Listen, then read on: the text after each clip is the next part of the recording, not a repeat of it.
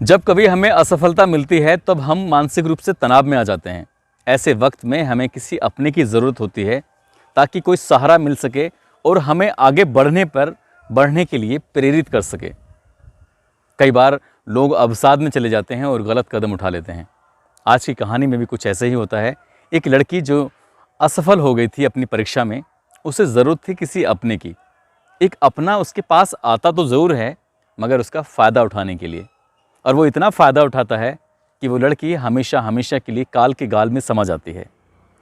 आदाब, नमस्कार, सत श्री अकाल। मैं उस्मान सैफ़ी। आज की जो सच्ची घटना मैं आपको सुनाने जा रहा हूँ, ये सच्ची घटना है बिहार प्रदेश के ज़िला बेगूसराय की। दरअसल यहाँ का साहेब सिंह कमाल थाना क्षेत्र है। इसी सिटी की घटना है। 7 दिसंबर 2021 की रात को एक शादी समारोह का फंक्शन चल रहा था। एक परिवार के, जो रतन सिंह का परिवार है, उसके घर के सभी लोग उस शादी समारोह में जाना चाहते थे। घर में 2 बेटियां हैं, एक बड़ी बेटी है, एक छोटी बेटी है। जब उसकी माँ रंजो देवी अपनी बड़ी बेटी से कहती है, बेटा शादी में चल रहे हैं, वहाँ पर कुछ खाना वाना खा के आएंगे, तुम्हारा भी मन लग जाएगा। मगर बेटी कहती है, माँ मुझे तो यहीं सोना है, मुझे नहीं जाना किसी शादी वादी में। तो छोटी वाली बेटी को लेकर रंजो देवी अपनी देवरानी के साथ उस शादी समारोह में चली जाती है। घर के, परिवार के, ख़ानदान के बाकी सभी लोग भी उस शादी समारोह में शामिल होने के चले जाते हैं। जब देर रात वापस लौट कर आते हैं तो बेटी घर पर नहीं मिलती है। अब उस बेटी, जो कि 10वीं क्लास की छात्रा है, नाम उसका पूजा कुमारी है, उस पूजा कुमारी को आसपास के घरों में तलाशा जाता है। साथ ही उसको उसी शादी समारोह में भी ढूंढा जाता है जहाँ पर दावत का प्रोग्राम चल रहा था। मगर उस बेटी का कहीं भी कोई सुराग नहीं लगता, कहीं पता नहीं चलता है।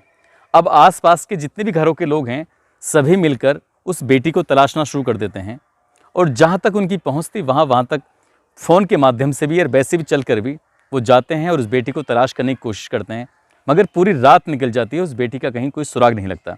जैसे ही दिन निकलता है, उस बेटी की माँ रंजो देवी सीधा साहेब सिंह कमाल थाने में पहुँच जाती है और जाकर अपनी बेटी की गुमशुदगी दर्ज कराती है। यहाँ के SHO इंस्पेक्टर दिनेश कुमार से कहती है कि मेरी बेटी को जल्द से जल्द ढूंढ दीजिए, मेरी बेटी का अपहरण हो गया है। इंस्पेक्टर इस मामले को गंभीरता से नहीं लेता है और उसकी मां को डांट कर, फटकार कर वहां से भगा देता है कि जाओ अपना काम करो, तुम्हारे रोज रोज के यही झगड़े हैं।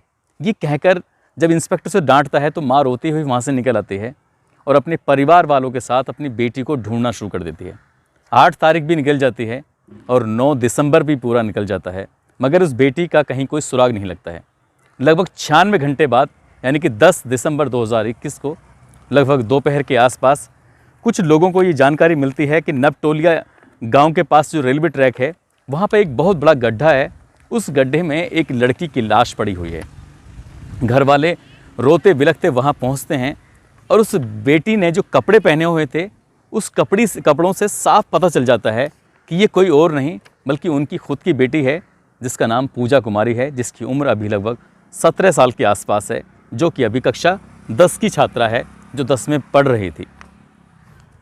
पुलिस को जब ये सूचना मिलती है तो पुलिस के होश फाख्ता हो जाते हैं, क्योंकि पुलिस ने इस मामले को गंभीरता से नहीं लिया था। और जब ये बात सामने आती है तो परिवार वालों का गुस्सा बढ़ जाता है और आसपास के गांव के लोग भी पुलिस के खिलाफ धरना प्रदर्शन शुरू कर देते हैं। किसी तरह से इंस्पेक्टर बाकी पुलिस वालों की मदद से उस लाश को कब्जे में लेकर उसको पोस्टमार्टम के लिए भेजते हैं।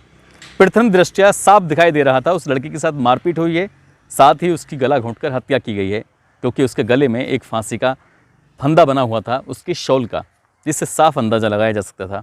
पुलिस ने अगर पहले ही दिन इस मामले को गंभीरता से लिया होता तो शायद इस बेटी की जान को बचाया जा सकता था, मगर पुलिस ने अपनी गलतियों को छुपाने के लिए अब पुलिस जांच पड़ताल में जुट जाती है। जब पुलिस जांच पड़ताल में जुट जाती है, पता करने की कोशिश करती है कि आखिरकार क्यों और किसने इस बेटी का मर्डर किया है, तो पुलिस फिर आसपास के लोगों से पता करती है तो पता चलता है कि लगभग 1 साल पहले भी ये लड़की कक्षा 10 की छात्रा थी, और अचानक ही जब रिजल्ट आता है तो रिजल्ट में ये लड़की फेल हो जाती है। घर वालों को ये बहुत ज़्यादा बात ख़राब लगती है। उससे कुछ ही दिन पहले, ये इस रिज़ल्ट के आने से पहले लगभग अब से 1.5 साल पुरानी बात है और रिज़ल्ट आने से 6 महीने पुरानी बात है, उसका भाई एक नदी में नहाने के लिए गया था अपने दोस्तों के साथ, उसकी वहाँ डूबकर मौत हो जाती है। ये घर पहले से ही एक परेशानी से जूझ रहा था। इस घर में सिर्फ 3 बच्चे हैं, जिसमें 2 बेटियां हैं, 1 बेटा है। बेटे की डूब के मौत हो गई थी, दूसरा हादसा ये हो गया है। बात हम कर रहे हैं जब उसका हाई स्कूल का रिज़ल्ट आया था सन 2020 में, तो ये फेल हो जाती है। घर वालों को ये बात अच्छी नहीं लगती और इसके साथ डांट डपट कर देते हैं। ये बैठी हुई कोने में जाकर रोने लगती है। बस इसके रोने को देखते हुए गांव का ही एक बहादुर शाह नाम का व्यक्ति, जो कि रिश्ते में इसका चाचा लगता था, इसे तसल्ली देता है, इसे ढांढस बंधाता है, इसे सहारा देने की कोशिश करता है, ये दिखाने की कोशिश करता है कि मैं तुम्हारा अपना हूँ। और बस इसी बात से इस लड़की का वो दिल जीत लेता है, जबकि रिश्ते में चाचा होता है। और यहाँ से इन दोनों की प्रेम कहानी शुरू हो जाती है। जब भी इसका मन करता था लड़की का या इस लड़के का, तब भी उससे चोरी छुपे मिल लिया करते थे। और दोनों लिव इन रिलेशनशिप में कहें तो शायद गलत नहीं होगा। उस लड़की के साथ वो ऐसे ही एक रिश्ते में बंध गया था, जिस रिश्ते की इजाज़त ना कानून देता है और ना ही समाज देता है और ना ही परिवार देता है। परिवार वालों को इस रिश्ते पर बहुत ऐतराज़ था। गांव में पंचायत भी आयोजित की गई थी और उसके बाद भी कई बार लोगों ने समझाने की कोशिश की, लेकिन लड़का वो अपनी हरकतों से बाज नहीं आ रहा था। लड़की नाबालिग थी, उसको बहला फुसला कर वो उसका इस्तेमाल कर रहा था। उसने रिश्तों की भी कोई परवाह नहीं की। जब रंजो देवी थाने में जाकर शिकायत दर्ज कराने जाती है, तो सबसे पहले वो यही बात कहती है कि साहब, मेरी बेटी किसी और के कब्ज़े में नहीं बल्कि बहादुर शाह के कब्ज़े में है। आप चाहो तो उसको गिरफ्तार कर लीजिए, मेरी बेटी उसी के कब्ज़े में है। मगर पुलिस ने इस मामले को गंभीरता से नहीं लिया, क्योंकि पहले जो पंचायतें होती थीं उस पंचायत में पुलिस भी जाती थी और पुलिस भी समझा के आया करती थी। मगर पुलिस किसी के प्रेशर में, किसी के दबाव में काम कर रही थी, इसलिए बहादुर शाह के उस खिलाफ कोई कार्रवाई नहीं की। फिलहाल बहादुर शाह ये अभी फ़रार है, पुलिस की गिरफ्त में नहीं आया है। उस लड़की की लाश को 24 घंटे से ज़्यादा का समय हो चुका है। पोस्टमार्टम रिपोर्ट आने ही वाली है और पोस्टमार्टम रिपोर्ट से खुलासा होगा कि आखिरकार क्या है। हालांकि इंस्पेक्टर दिनेश कुमार सिंह ये कहते हैं कि इस मामले की जांच की जा रही है। अभी कुछ भी कहना जल्दबाजी होगी। हो सकता है कि मामला ऑनर किलिंग का हो सकता है कि बहादुर शाह का भी हो। लेकिन जो भी दोषी होगा, जो भी आरोपी होगा, उसके खिलाफ सख्त से सख्त, कड़ी से कड़ी कार्रवाई की जाएगी। किसी भी कानून सबके लिए है, सबके लिए बराबर है। इधर उच्च अधिकारियों का भी कहना है कि इस मामले में दिनेश कुमार ने, जो इंस्पेक्टर है, गंभीरता से नहीं लिया। उनके खिलाफ भी जांच की जा रही है, उनके खिलाफ भी कार्रवाई हो सकती है। दोस्तों, इस कहानी को सुनाने का उद्देश्य किसी को परेशान करना नहीं है, किसी का दिल दुखाना नहीं है, बल्कि आपको सचेत करना है, आपको जागरूक करना है। आप जहाँ भी रहें अपना ख्याल रखें, सुरक्षित रहें। जय हिंद, जय भारत।